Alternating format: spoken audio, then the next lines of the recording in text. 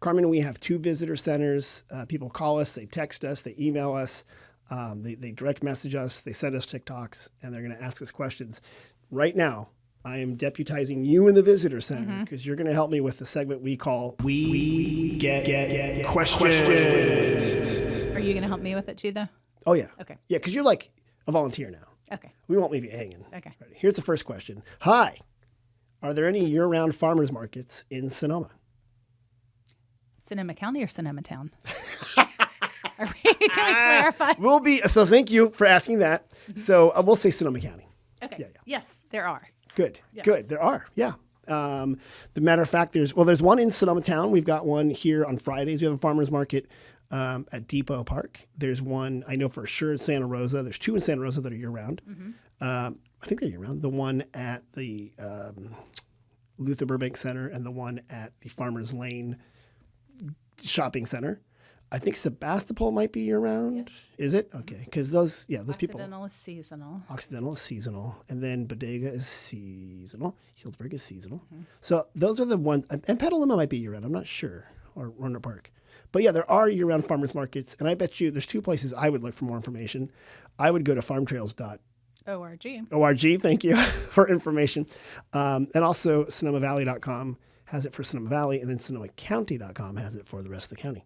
So yeah, that was an easy question, wasn't it? That was an easy one. Yeah, that's easy. Look at you. You're doing open book. I love this. I'm not hooked up to the internet, though. Oh, you're not? Oh, yeah. But I will direct people to our website. You should. You should go right to the website. It's right there. Here's another one we got. They were from Quebec. Oh, We are looking for Cabernet Franc. So that's a wine varietal. Yes. Yeah. I would have to assume that we do. amazing Cabernet Franc. I don't personally know. Right. There are a lot of wineries that have it. And what I would do is if you go to the visitor center, we have a grid of the major varietals that you can find there. But a lot of wineries, it's not as common as, say, Merlot or Cabernet Sauvignon, but you can find Cab Franc here at a lot of wineries. So don't worry. And probably in eastern or northern county now I'm actually going to do what I would normally do quietly when they weren't looking. I Google it underneath the counter. Right. I'm like, oh yeah, Cabernet Franc. And I knew as I was leaving for the podcast, I'm like, I should have looked this one up before, but ready? Here we go. Chateau St. Jean has it. There you go. That was easy. Joseph Jewell, Annabelle Wines. Gunlock Bunchu. Gun Bun. That's a great one. They're a good one. That's good. And you know what? They have this beautiful, like, kind of natural amphitheater of grapes, and it's so beautiful over there. I love it. Okay, good. Have you ever gone to a concert there? You know what's funny? I publicize them all the time. Never been to one of their concerts. Are they good? So good. I saw Gillian Welch and David Rawlings there. Are you a musician? Amazing. No, but I just love music. I feel like in North Carolina, like you everybody. I would sing the mandolin or something like that. Yeah. Or like the washboard. Yeah. Okay. You would sing? Spoons. Yeah, you would play spoons. Like for people who aren't watching it, you are wearing kind of overalls, so you should just pull out some spoons right now. Start letting it go. All right, here's another question. Okay. Hey, we've been staying in Napa and are on our way to San Francisco tonight and decided to stop in Sonoma. And wow, this is a great place to visit. We're looking for a great place to grab brunch in the town of Sonoma. Yeah. And you could ask for help on this one. Yeah, you would know that better than I, unfortunately. I'm sure you have amazing... Sunflower Cafe is a great brunch. So I would go there. Valley has great brunch. These are all good spots right here in the town of Sonoma. And you can go grab a really good one. So yeah, that's good. See, good job. You're hired. How about this one? What's in Kenwood? Regional parks. Okay, good. Yes. They just walked up. They go, "What's in Kenwood?" Yeah. And we're like, "Okay." So you're right. There's some great regional parks, some good state parks up there. Yeah. There's some good restaurants up Sugarloaf, there. right? Sugarloaf, yeah. Are you a hiker? I like to hike. Yeah. Okay, yeah. Sugarloaf is kind of an aggressive.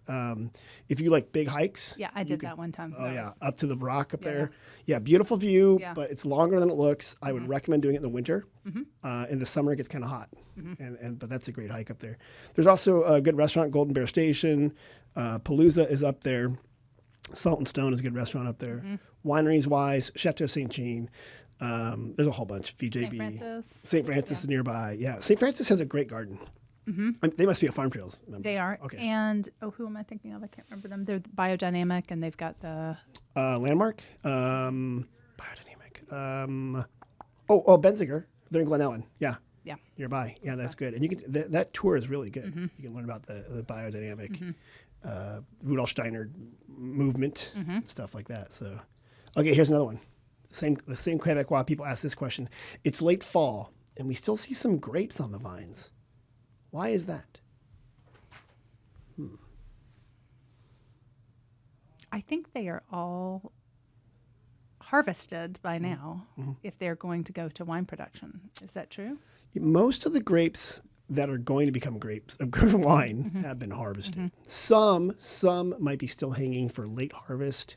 There's a guy, Moira Estate Winery, who makes this like the Zinfandel late harvest? like late harvest, like super sugary, good, gets really good. So not super sugary, but the sugars develop more, and they actually start to they start to turn almost like a raisin, and then you harvest them, and that's how you get a sweeter port wine. But they sell those in smaller bottles because they get a little strong, so they'll go right to your head. You're right. Some people might not be harvesting those grapes. They might be like, we're not going to make that much wine, but they're out there, so we're just going to let them hang, and the birds can enjoy them. Another guy, though, he dries his grapes into almost raisins, and then he gets them wet again, and he makes wine out of it. It's a really neat Italian process that he does. I haven't heard of that. Yeah, it's a really neat thing. So education for me. there you go. Here's these people from Canada came in, and they asked us this one. That's okay. We have someone in our group that is under 21. What should we do? Can they still go to a winery?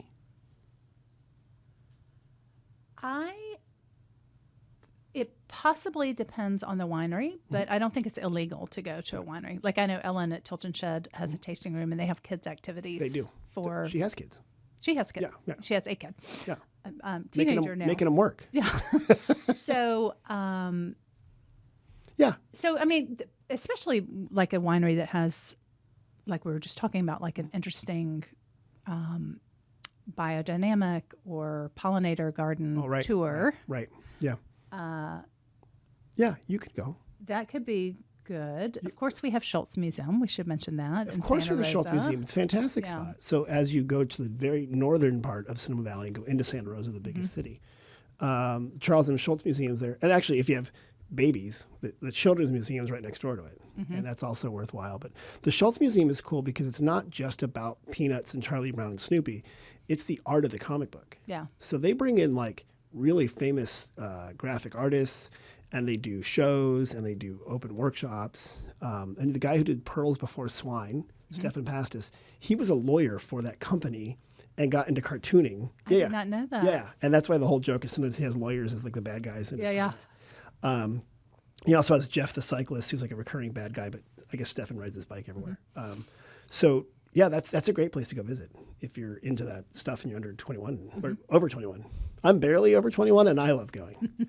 But the quick answer is yes, you don't have to be 21 to visit most wineries. You do have to be 21 to drink.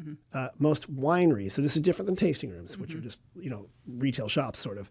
A winery is usually quite large. So if you roll up on one and your kid's got a book and they want to sit in the corner and be moody and read their book, they can do that. We have space for that. Yeah. Yeah. So yeah. Here's one then. Ready? We want to go take a walk in a vineyard. Can we go do that? I would say, like, similar to not, even though a vineyard is open, like go to the tasting room and check in and let them know you're there. But it's my experience that that's a wonderful place to take a walk, and they mostly welcome that. Right, absolutely. But you would just want to be considerate. You check in first. So it's not like you're driving and you just see a vineyard. You should go run out in the vineyard, because it's sort of like someone just running through your workspace. You don't know if there's tractors moving around or if something's happening.